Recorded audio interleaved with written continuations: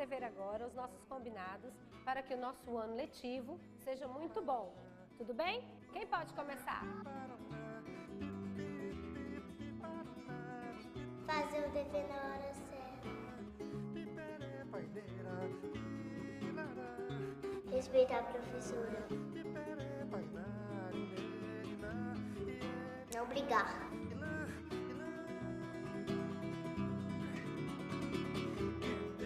Regras, regras, regras. A gente está sempre rodeado por elas. E tem uma que diz: o nosso direito termina onde começa o do outro. Mas afinal, quais são os nossos direitos e os deveres? Para começar, é preciso saber o que diz a lei. A minha cidade é cheia de leis, a sua também é. E as leis de um lugar podem ser diferentes das leis de outro lugar. Afinal, cada cidade tem as suas leis municipais e cada estado também tem as suas leis estaduais. Mas é claro que existem as leis federais, aquelas que valem para todo o país. Tem a lei penal, que define o que é crime e o que não é. Tem o Código Civil, que define quando o cidadão se torna maior de idade, pode se casar, comprar uma casa no nome dele. Tem as leis de trânsito, as leis que criam impostos, lei é o que não falta. Mas tem uma que é maior que todas essas daí. É a Constituição Federal. É ela que define os princípios básicos de uma nação. Na Constituição tem tudo explicado, quais são os nossos direitos, quais são os nossos deveres e principalmente qual é o papel do governo para garantir que tudo funcione bem. É ela que define as formas de governo e de Estado e também o sistema de governo. Se o país é unitário ou é uma federação, se é uma monarquia ou uma república, se é parlamentarista ou presidencialista. Nenhuma lei municipal ou estadual pode ir contra a Constituição. Mãe de todas as leis. Lei maior. Constituição cidadã. Carta Magna. Constituição Federal. O Brasil tem quase 200 anos de história desde que ficou independente de Portugal. Em quase 2 séculos foram 7 constituições. A gente precisa falar um pouquinho delas para poder entender a importância da Constituição atual na história do país. Mas antes disso, uma curiosidade. Essa história de Constituição começou lá na Inglaterra durante a Idade Média, no século XIII. Foram os ingleses que criaram uma lei que depois ficou conhecida como o primeiro rascunho de Constituição do mundo. Ela tem um nome pomposo porque foi escrita toda em latim. É a Magna Carta Libertatum.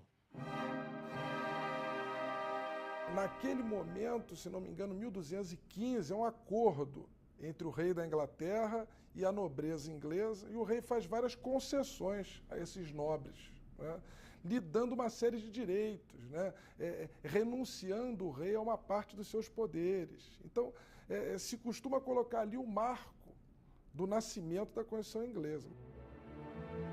Com o fim da Idade Média e o surgimento dos estados modernos, outros países também entraram para a história por terem tido constituições revolucionárias. Na verdade, as constituições modernas, elas vão se desenvolver no século XVIII. É a Constituição Americana, 1787, Constituição Francesa, a primeira delas, 1791. O que é o ponto em comum entre essas duas constituições que estão surgindo nesse momento? É a ideia de direitos fundamentais. A liberdade de locomoção, né, o princípio da igualdade, que são princípios basilares das democracias contemporâneas.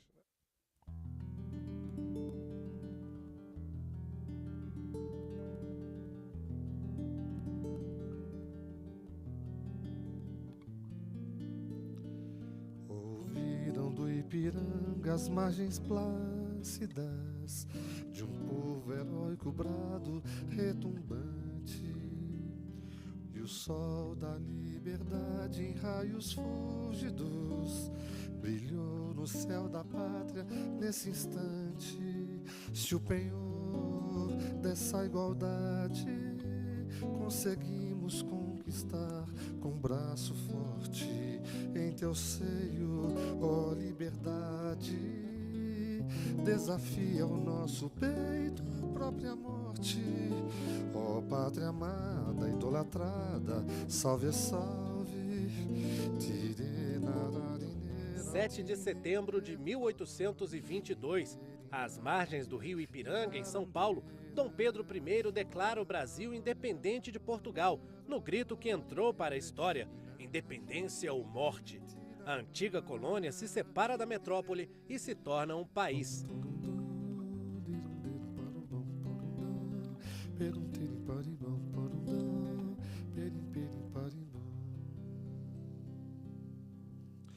Brava gente brasileira, longe vá, temor servil, ou ficar a pátria livre, ou morrer pelo Brasil, ou ficar a pátria livre, ou morrer pelo Brasil.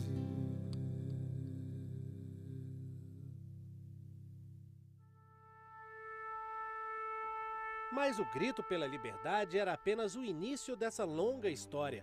Depois da independência, Dom Pedro I dissolve a Assembleia Constituinte e tira os poderes políticos de deputados e senadores que tentavam criar uma Constituição avançada demais para os interesses do imperador.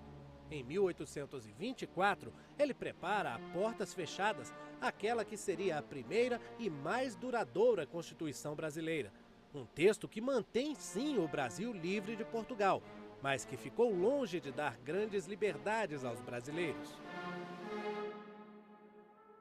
Não é para menos. Para começar, a primeira Constituição brasileira foi outorgada. Não teve a participação de representantes do povo na sua elaboração. Pelo texto, o Império do Brasil, como se chamava o país na época, se organizava através de um Estado unitário, na forma de uma monarquia hereditária. Quer dizer, o poder do monarca governante era herdado de pai para filho, sem a possibilidade de eleição. Além dos três poderes tradicionais, executivo, legislativo e judiciário, havia o poder moderador.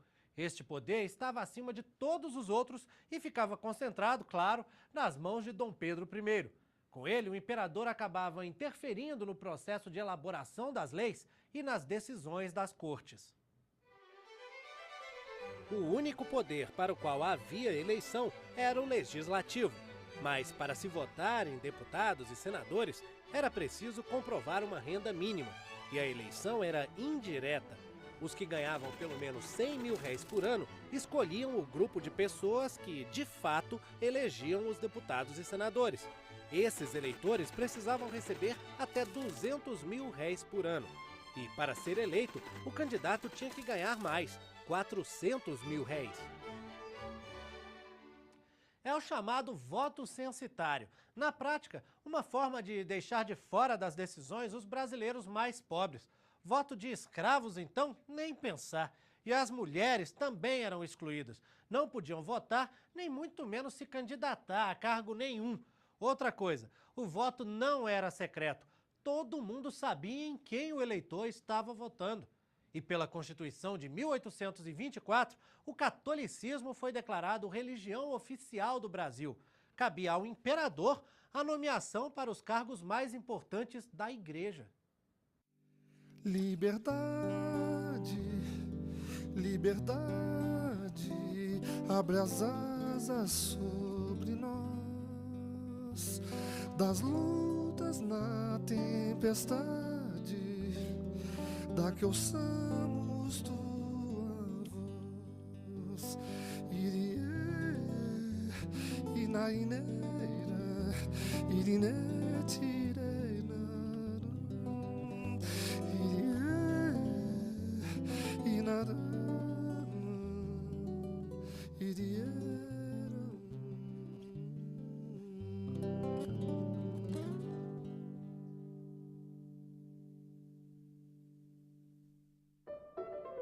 Em 1889, um ano depois do fim da escravidão, o país se transforma em república. O primeiro presidente é o Marechal Deodoro da Fonseca. O antigo império passa a se chamar Estados Unidos do Brasil, uma república federativa que consagra a autonomia das antigas províncias, que passam a se chamar estados. Desde a segunda metade do século XIX, o país já experimentava mudanças que se tornavam incompatíveis com o modelo de monarquia. A produção de café prolifera e enriquece uma nova elite de grandes produtores. Imigrantes europeus vêm produzir no país e adotam a mão de obra assalariada, em substituição aos escravos. E Visconde de Mauá ajuda o país a ingressar na modernidade, investindo na indústria e na infraestrutura. Criam-se ferrovias, crescem as cidades. A República Brasileira surge inspirada no pensamento positivista do francês Auguste Comte. O amor por princípio, a ordem por base e o progresso por fim. Não é à toa que está cravado na bandeira republicana brasileira: ordem e progresso.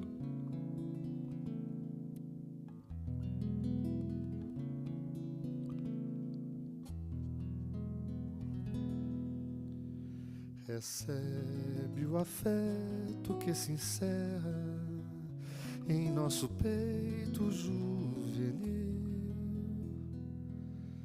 querido símbolo da terra, da amada terra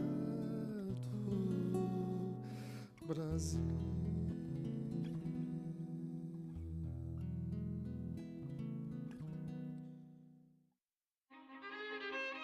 Para manter a ordem e buscar o progresso, era preciso então uma nova Constituição.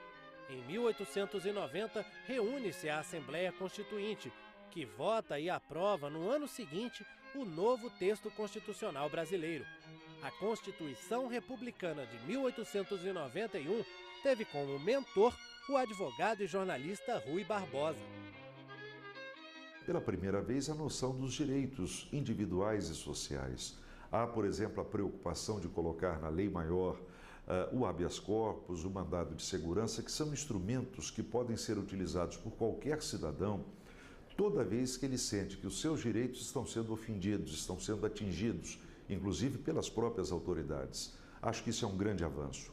Uma outra observação a ser feita é que a Constituição Republicana de 91 acaba com uma prática que vem no Brasil desde a colônia e que foi consagrada no Império, a existência de uma religião oficial, que no caso era católica.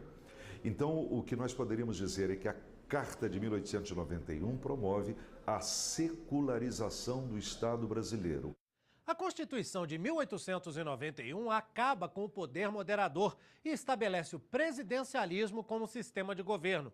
A população passa a votar direto, tanto para o presidente da República e seu vice, quanto para os presidentes dos estados, como eram chamados os governadores. O voto deixa de ser censitário, baseado na renda do eleitor, e passa a ser chamado de universal, mas nem tão universal assim. Votam os homens maiores de 21 anos. Mulheres e analfabetos continuam de fora. A Constituição de 1891 também consagra a independência do Poder Judiciário, que tem no Supremo Tribunal Federal a sua Corte Superior. Composto por juízes indicados pelo Presidente da República, o tribunal é responsável por zelar pelo cumprimento das normas constitucionais. Entre outras coisas, é papel do Supremo Tribunal Federal julgar, em última instância, se alguma lei ou alguma medida tomada pelo Executivo, pelo Legislativo ou pelo próprio Judiciário vai ou não contra o que está escrito na Constituição. Em momentos de crise política ou de mudanças bruscas no governo, a Constituição de um país é a primeira a sentir o efeito dos conflitos. Foi o que aconteceu no Brasil em 1930. Durante quase 30 anos, a chamada Primeira República tinha vivido uma prática que ficou conhecida como política do café com leite. Um acordo com deputados e senadores garantiu o apoio para a eleição alternada de presidentes que representavam os dois maiores estados brasileiros, São Paulo e Minas Gerais. Mas em 1930, a eleição do paulista Júlio Prestes foi contestada pela chamada Aliança Liberal, que alegou fraude nas votações. Um mês antes do fim do mandato, o presidente Washington Luiz acaba deposto e quem toma o poder é o gaúcho Getúlio Vargas. O novo presidente passa a governar o país de maneira centralizadora, dissolve o Congresso Nacional e também as assembleias estaduais e municipais. Vargas concentra em suas mãos as atribuições do Poder Executivo e Legislativo. O que aconteceu no Brasil em 1930? Houve um golpe de Estado que alguns chamam de revolução. Não importa o nome. O certo é que 1930 representa uma tentativa de efetivamente modernizar o país. Mas é um período de muita conturbação, de muita crise econômica e política, não só no Brasil, como no mundo inteiro. Era um governo provisório, mas que ia se estendendo no tempo. Houve reação. 2 anos depois deles chegarem ao poder, em 1932, houve uma revolução surgida em São Paulo, conhecida como Revolução Constitucionalista, cujo objetivo era exatamente obrigar o governo federal de Getúlio Vargas a reconstitucionalizar o país. Vargas vence militarmente, mas, sob o ponto de vista político, ele é obrigado a reconhecer que não podia continuar com essa situação por muito tempo. O que acontece, então? No ano seguinte, são convocadas eleições gerais para uma Assembleia Constituinte. O que é uma Assembleia Constituinte? É aquela formada por representantes eleitos pelo povo com o objetivo definido de fazer uma Constituição, uma Carta Maior para o país. Essa Constituição ficou pronta e foi promulgada em 1934. Logo no início da Carta de 34, o compromisso: organizar um regime democrático que assegure à nação a unidade, a liberdade, a justiça e o bem-estar social. A nova Constituição manteve as eleições diretas para presidente da República, com mudanças importantes. O voto passou a ser secreto e podiam votar agora todos os maiores de 18 anos, inclusive as mulheres, um avanço trazido pelo Código Eleitoral de 1932. Mas os analfabetos continuaram de fora. Na área da educação, uma conquista importante para o cidadão brasileiro. Pela primeira vez, a Constituição define como obrigação do Estado a oferta do ensino público gratuito. E uma curiosidade, pela Constituição de 34, não existia o cargo de vice-presidente. Na ausência do presidente da República, quem assumia era o presidente da Câmara, do Senado ou do Supremo Tribunal Federal, nesta ordem. Uma outra observação que eu faço em relação a essa Constituição de 34 é que, pela primeira vez, ela joga um olhar, ela se volta para questões mais claramente definidas como de cunho social. Por exemplo, a tentativa de proteção do trabalho, do trabalhador. Começa aí uma visão nova, que daqui a pouco vai ser complementada por uma série de leis e que na década de 1940 vão se constituir na CLT, a Consolidação das Leis do Trabalho. Mas a Constituição de 34 teve vida curta. 1 ano depois de promulgada, boa parte de seus princípios perderam força. A nova Lei de Segurança Nacional dava ao Estado brasileiro amplos poderes para adotar medidas rigorosas de repressão e punição daqueles que agissem contra a ordem política e social. Na prática, uma forma de conter os avanços das forças de esquerda que cresciam no país. Em 1937, Getúlio Vargas fecha o Congresso Nacional e outorga uma nova Constituição, um texto centralizador e autoritário que dá início ao chamado Estado Novo. Pela Carta de 37, o presidente é a autoridade suprema do Estado brasileiro, cabendo a ele a publicação de decretos-lei. Vargas também passou a ter amplos poderes para modificar a própria Constituição e as leis eleitorais, além de intervir nos governos estaduais. O mandato do presidente passou a ser de 6 anos e o poder do governante foi reforçado com a criação de 2 órgãos estratégicos: o Departamento de Imprensa e Propaganda, o DIP, e o Departamento da Ordem Política e Social, o DOPS. A atuação do DIP era múltipla e diversificada. Ela está por detrás, por exemplo, na censura aos espetáculos teatrais, aos espetáculos artísticos de uma forma geral, no financiamento de artistas que se sujeitassem a produzir obras que interessassem ao regime.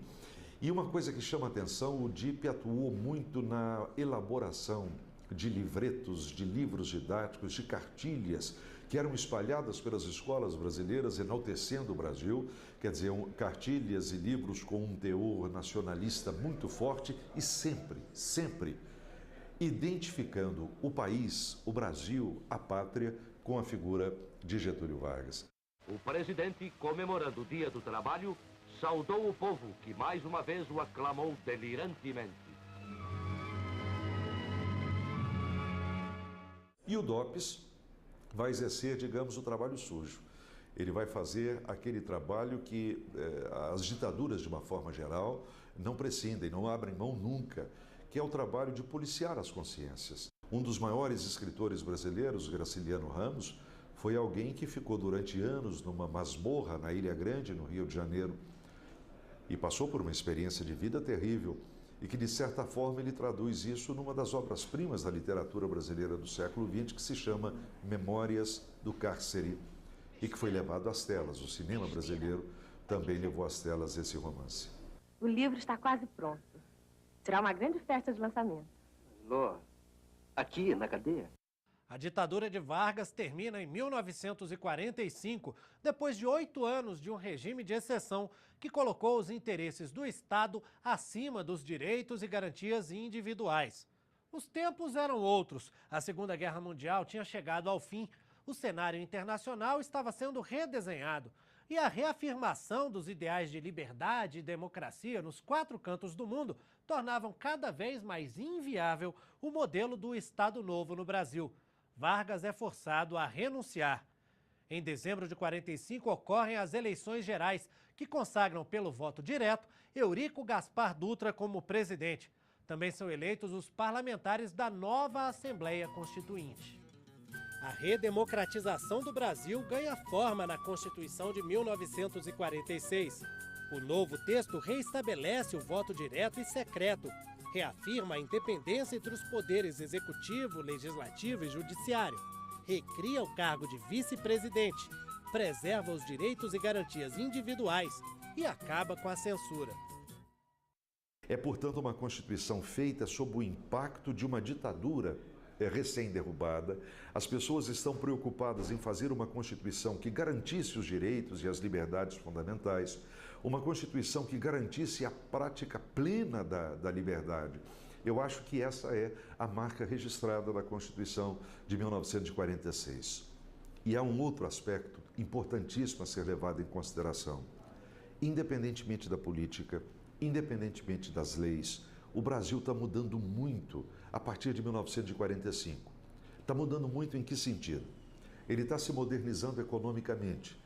Lá na ditadura de Vargas, foi dado o pontapé inicial para a indústria de base no Brasil. E o grande símbolo disso é a Companhia Siderúrgica Nacional de Volta Redonda. E logo a seguir, a criação da Companhia Vale do Rio Doce. E menos de 10 anos depois, a criação da Petrobras. Então o Brasil está se modernizando economicamente, as indústrias começam a se multiplicar. Mas vai haver uma mudança demográfica, isto é, na fisionomia da população brasileira. Milhares de brasileiros vão saindo do campo, ou porque estão sendo expulsos, ou porque estão sendo atraídos pelas novas oportunidades de trabalho e de vida que as cidades estão oferecendo. Em 1950, uma nova eleição presidencial. Vence pelo voto direto o ex-presidente Getúlio Vargas, que assume dessa vez um governo de regime democrático. Mas a sua permanência no poder não seria fácil. As incompatibilidades e os desafetos acumulados durante os anos de ditadura deixaram marcas profundas. Vargas é forçado a renunciar, mas escolhe o suicídio. Atinge o próprio peito com um tiro que causou comoção em todo o país. Dezenas de milhares de pessoas choraram no último adeus àquele que simboliza uma fase de nossa vida social e política. Em janeiro de 1956, assume a presidência Juscelino Kubitschek de Oliveira, escolhido pelo povo em eleições diretas. Os anos JK dão ao país uma cara mais moderna. Obras de infraestrutura abrem rodovias e hidrelétricas. As indústrias se multiplicam. Os automóveis ocupam as ruas e os eletrodomésticos invadem a casa do brasileiro. Muda também a geografia do país. O Rio de Janeiro, capital brasileira desde os tempos do Império, perde o posto e vira estado da Guanabara. Nasce em 1960, no centro do Brasil, o Distrito Federal e a nova capital, Brasília.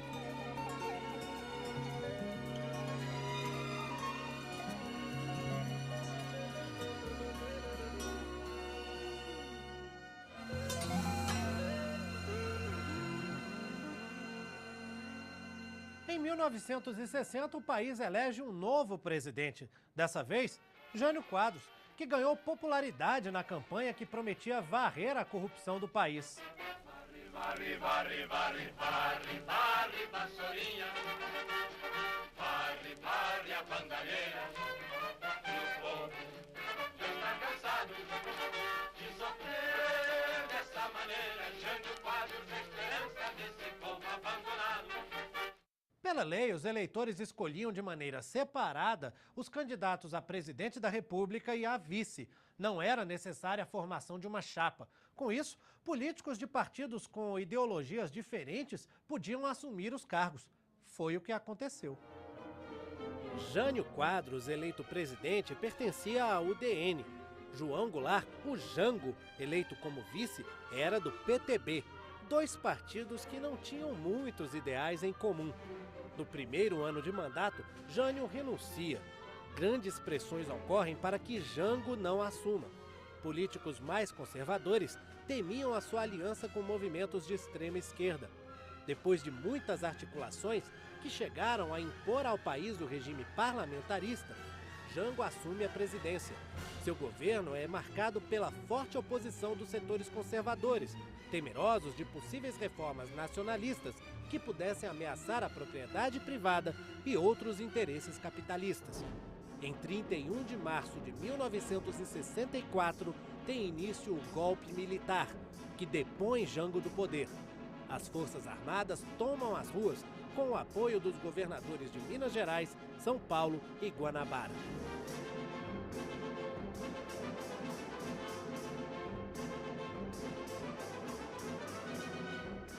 Poucos dias depois do golpe, o ato institucional número 1 suspende a Constituição de 46 e estabelece a eleição indireta para presidente da República. Em 15 de abril, toma posse o Marechal Castelo Branco. Vários outros atos do governo dão força ao regime militar. Em 1967, sofrendo forte pressão das Forças Armadas, o Congresso aprova uma nova Constituição que mantém o regime. No mesmo ano, uma nova Lei de Segurança Nacional também reforça os poderes do Estado.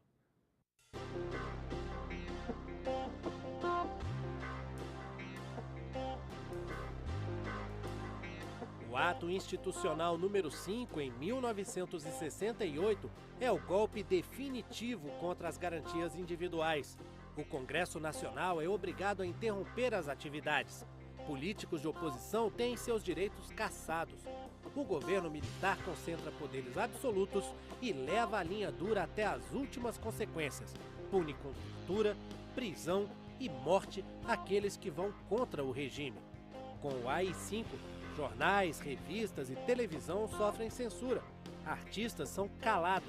Intelectuais são obrigados a deixar o país exilado. Vai, meu irmão, pegue esse avião, você tem razão. Eu aprendi muito no exílio, sofri muito no exílio, que eu cheguei no México só com a roupa do corpo. Só com a roupa do corpo. Eu nunca quis sair do Brasil. Eu achava que o meu dever de brasileiro, de jornalista, de cidadão, de professor universitário, era estar aqui. A enfrentar a situação, enfrentar a ditadura, como fosse possível.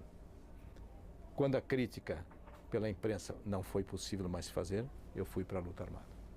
Em 1969, uma emenda constitucional incorpora ao texto de 67 as medidas previstas pelo AI-5 e amplia ainda mais os poderes do Executivo. O presidente assume as funções do poder legislativo e judiciário, intervindo na área política, eleitoral, econômica e tributária. A ditadura fica mais forte. O poder legislativo, que é a representação máxima da democracia, é completamente manietado, quer dizer, ele é podado, ele é cortado no seu campo de atuação. Os deputados e senadores podem ser cassados a qualquer momento, podem ter os seus direitos políticos suspensos por 10 anos, podem, enfim, sofrer toda sorte de constrangimento para que eles não atuassem como deveriam atuar. O regime militar, que já ia se enrijecendo e ia ficando cada vez mais rígido, agora escancara de vez a sua opção pelo regime fechado e pelo autoritarismo. O primeiro passo em direção ao fim da ditadura é dado em 1978. A emenda constitucional número 11 revoga todos os atos institucionais do regime militar e reestabelece a liberdade partidária. Em janeiro de 79, assume a presidência o general João Batista Figueiredo. Cabia a ele realizar a abertura política no país, chamada de lenta, gradual e segura. Em 1984, o povo foi às ruas pedir o voto direto para presidente. O povo paga imposto, é uma exigência, mas quem paga também pode cobrar. Não há uma solução. A campanha Diretas Já entrou para a história como a manifestação de maior adesão popular do país. A música de Milton Nascimento e Fernando Brant embalou comícios e manifestações. Coração de estudante, há que se cuidar da vida, há que se cuidar do mundo. Apesar das manifestações, a emenda constitucional que estabelecia o voto direto para presidente foi rejeitada no Congresso Nacional. Na hora da votação, a proposta não alcançou os 3/5 dos votos necessários para se alterar a Constituição. Em 1985, o país vive outra eleição indireta, mas com uma novidade. Pela primeira vez, o colégio eleitoral escolhe um civil para a presidência, dando fim à sequência de militares no governo. O eleito foi Tancredo Neves, mineiro de larga trajetória política. Vou continuar precisando deste povo para poder à frente do governo do Brasil. Para poder à frente do governo do Brasil, realizar um governo de justiça, um governo de trabalho e um governo de liberdade. Tancredo Neves fica doente e falece sem tomar posse. O excelentíssimo senhor presidente da República, Tancredo de Almeida Neves, faleceu esta noite no Instituto do Coração, às 10h23. No seu lugar, assume o vice José Sarney, em 21 de abril. Prometo manter, defender, cumprir a Constituição. No fim de 85, Sarney envia ao Congresso a proposta de emenda constitucional que convoca a Assembleia Constituinte. O país precisava de uma nova Constituição. A ousadia, eu não digo só minha como presidente da República, mas de todos nós responsáveis pela transição democrática naquele instante, de convocar uma Constituinte em meio a um processo político de que nós saíamos de uma ditadura, teríamos eleições todos os anos, e, ao mesmo tempo, com uma crise social muito grande. Basta dizer que, durante aquele tempo, nós tivemos 13 mil greves no país. Então, quando se tira uma tampa de uma panela, ela está fervendo, era o caso da transição democrática, evidentemente que ela começa a entrar em ebulição. Ulisses Guimarães comandou os trabalhos. Como presidente da Assembleia Nacional Constituinte, recebeu propostas de todo o país, numa demonstração de compromisso com a diversidade, com a liberdade, com a democracia. O processo de elaboração da nova Constituição foi marcado por grande participação popular.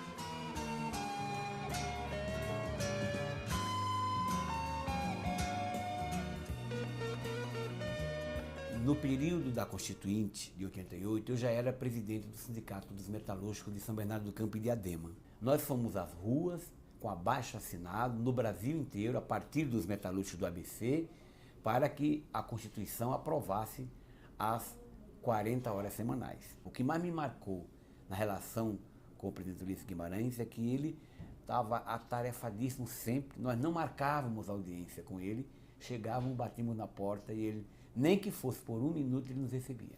Nós estávamos para aprovar toda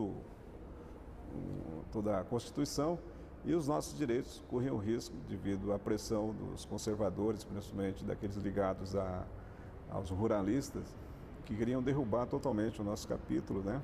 Então, começamos a cantar um canto de guerra, todo mundo estava pintado, genipapo, urucum, e ele recebeu a gente por essa pressão cultural, vamos chamar assim, né? Só que o guerreiro que ficou incumbido de entregar o cocar como símbolo dessa relação, dessa aliança, colocou na cabeça dele, porque era importante também para nós mostrar para toda a sociedade brasileira de que nós estamos fazendo uma aliança de seriedade com o homem branco. Nós éramos 26 mulheres no meio de 500 e tantos homens, né? E quando nós chegamos lá, houve aquele estranhamento por parte dos companheiros homens, né? O que essas mulheres vieram fazer aqui, né?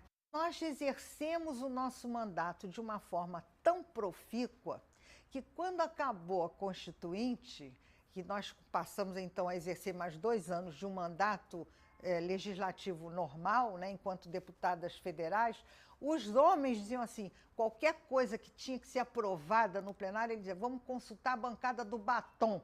Eu me lembro de uma cena incrível.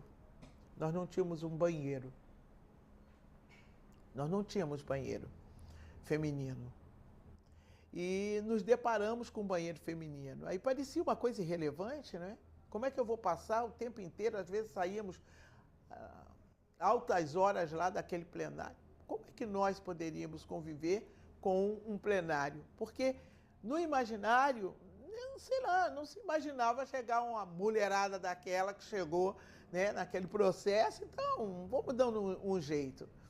Então, ali foi colocado aquele banheiro feminino ali e as coisas começaram a mudar. E nós, mulheres, demos um show na Constituinte. Os jornalistas que noticiavam a Constituinte tinham um grande desafio nas mãos. Fica tudo pronto para começar realmente a fazer a nova Constituição. E é isso que nós vamos mostrar no programa de hoje. Todos os passos da elaboração da nova carta e ainda o perfil político das comissões mais importantes da Assembleia. Deu um trabalhão, mas eu sabia que estava cobrindo um momento histórico do país, mas principalmente depois. Chegaram a me chamar, querendo criticar, de catequista, alguma coisa assim, mas no sentido pejorativo, porque eu aparecia sempre na televisão com a Constituição na mão e citando a Constituição, sempre que alguma coisa desse errado eu mostrava, olha, está aqui no livrinho. Era uma espécie de catequese mesmo, mostrando, olha gente, não é mais ato institucional, agora é uma Constituição e temos que cumpri-la, temos que nos acostumar a isso. A diferença entre ser civilizado e ser selvagem é ter uma Constituição, uma lei maior. Foi uma cobertura, para mim, extremamente trabalhosa. Era uma cobertura extremamente trabalhosa. Eu me achei, num determinado momento, fazendo uma cobertura de um teorema de matemática. Porque havia redação, transformar as ideias em redação, havia as discussões, os interesses. Eu acho que a imprensa captou pouco disso. A imprensa não se aprofundou. Até porque as matérias também seriam áridas, seriam matérias de interesse limitado. E o Brasil estava vivendo um momento de euforia com a perspectiva da nova Constituição.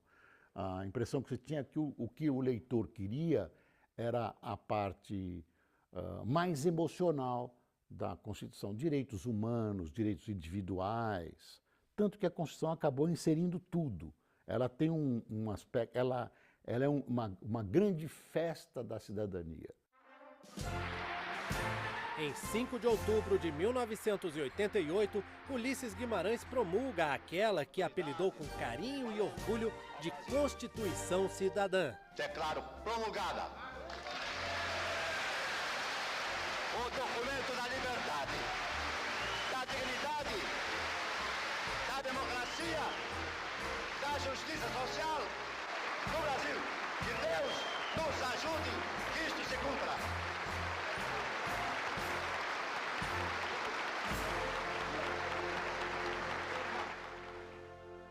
Foram conquistas assim que eu acho da maior importância para a própria organização da classe trabalhadora, para a própria sobrevivência do ponto de vista da organização dos movimentos populares nesse país. Acho que nós não conseguimos tudo o que queríamos, mas conseguimos coisas e avanços extraordinários para a classe trabalhadora no novo texto constitucional. Ele não é obra perfeita, ele é mais do que isto. É obra possível. E sendo possível, ele corresponde ao sentimento médio do país, correspondeu à relação das forças políticas e sociais em confronto e foi voltado para o futuro. O doutor Ulisses introduziu uma espécie de um preâmbulo que não é o oficial. Preâmbulo que estava, portanto, na primeira tiragem da primeira edição do Senado. E que começa, ou melhor, que tem o título A Constituição Coragem. O homem é o problema da sociedade brasileira. Sem salário, analfabeto, sem saúde, sem casa, portanto, sem cidadania. E prossegue. A Constituição luta contra os bolsões de miséria que envergonham o país. Isto é um hino de combate às desigualdades sociais e aos grotões de pobreza. Em 1985, 2 emendas à Constituição de 67 já haviam trazido conquistas importantes para o eleitor brasileiro. Passaram a votar o analfabeto e os maiores de 16 anos. Como não poderia deixar de ser, a Constituição de 88 reafirmou esses 2 direitos. Mesmo que você não tenha, né, a oportunidade de ir lá assinar o seu nome, né, como hoje eu tenho, eu acho que é importante você participar, porque até mesmo a oportunidade de você tá ajudando, colocar alguém que possa fazer algo por todos nós, né, porque não é só eu. A Constituição de 88 tem 250 artigos. Para alguns é um excesso, para outros, uma forma de garantir conquistas importantes. Você pode dividir basicamente a Constituição em setores, em uma visão moderníssima do mundo, no sentido dos direitos individuais, toda essa parte da Constituição é irretocável, né? De criar um país quase utópico, com cidadania e tal. E do outro lado você tem uma Constituição que quis abrigar tudo, quis resolver todos os problemas nacionais, e existia também a ideia na Constituinte de abrigar todas as posições de todas as pessoas, de que ela fosse um produto de todo o pensamento nacional. Acho que isso acabou prejudicando a Constituição. A Constituição inovou. Eu tive a honra de escrever essa parte. Inovou dizendo que o patrimônio cultural é feito de bens materiais e imaterial. A gente pode pensar o Brasil sem o samba? A gente pode pensar o Brasil sem nossa culinária, sem nossas danças, sem nossos hábitos? Então, é possível pensar o Rio de Janeiro sem Garota de Ipanema?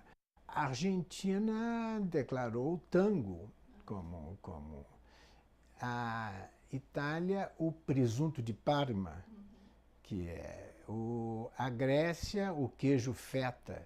É um patrimônio que tem, além do simbolismo da identidade de uma nação, representa recursos econômicos, empregos para essa própria nação. Está cheio de coisa escrita na Constituição que não é posta em prática. Por exemplo, o estabelecimento de juros. Estabelece a taxa de juros lá, meu Deus do céu. Contraria a economia de mercado do mundo que surgiu depois da queda do Muro de Berlim. Ela é uma Constituição defeituosa no que diz respeito à governabilidade, porque ela é híbrida, uma vez que ela é parlamentarista e ao mesmo tempo presidencialista. O que aconteceu? Ela deu poderes ao executivo legislativos e deu poderes ao legislativo executivo. Nenhuma coisa nem outra tem funcionado. Tem se constituído um impasse, porque o executivo legisla através das medidas provisórias e o legislativo jamais teve acesso a cumprir aquelas atribuições que foram dadas a ele nesse momento. Nós não concordávamos com a questão dos direitos sociais, porque, embora tivesse tido um avanço extraordinário, a verdade é que tudo ficou para ser regulamentado pela lei ordinária. E isso nós já tínhamos visto na Constituição de 46.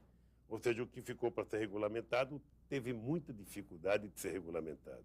Eu era o líder da bancada, eu disse, nós temos que assinar, porque nós participamos, trabalhamos 3 anos aqui, votamos, ganhamos, perdemos, sabe, a quantidade de horas de reuniões que nós fizemos aqui. Agora nós temos que deixar o nosso nome na história e assinar. E assinamos a Constituição. O que eu penso da Constituição? Eu penso que nós fizemos uma Constituição extremamente avançada. Uma Constituição que foi possivelmente menos sabedoria, sabe, dos constituintes e mais uma participação popular como jamais houve na história desse país. E nós conseguimos retratar na Constituição um pouco da cara do que a sociedade pensava naquele momento, sobretudo a sociedade organizada. Com uma coisa todo mundo concorda: a Constituição não economiza em artigos quando o assunto são os direitos e garantias individuais. E o brasileiro aprende na escola. É livre a expressão da atividade intelectual, artística, científica e de comunicação, independentemente de censura ou licença. Ninguém será privado da liberdade ou de seus bens sem o devido processo legal. São direitos sociais: a educação, a saúde, o trabalho, a moradia, o lazer, a segurança, a previdência social, a proteção à maternidade e à infância, a assistência aos desamparados na forma desta Constituição. É a primeira Constituição brasileira que não começa com a organização dos poderes, com a definição do Estado. Não, não, não. O capítulo 1, a página que abre a Constituição de 88, vai tratar exatamente dos direitos e das garantias fundamentais individuais e coletivas. Um Brasil onde a gente tem liberdade de expressão, onde a parte da cultura hoje pode escrever o que quiser escrever, fazer a música que quiser fazer a música. De uma forma pessoal, o indivíduo tem uma liberdade, ele tem direito a habeas corpus, não é uma briga constante como era. Então, para mim, como brasileiro, é gostoso participar dessa celebração, né, de um país que quer abrir realmente, né, os seus direitos, um país que quer conviver de uma forma democrática, e eu acredito nesse país.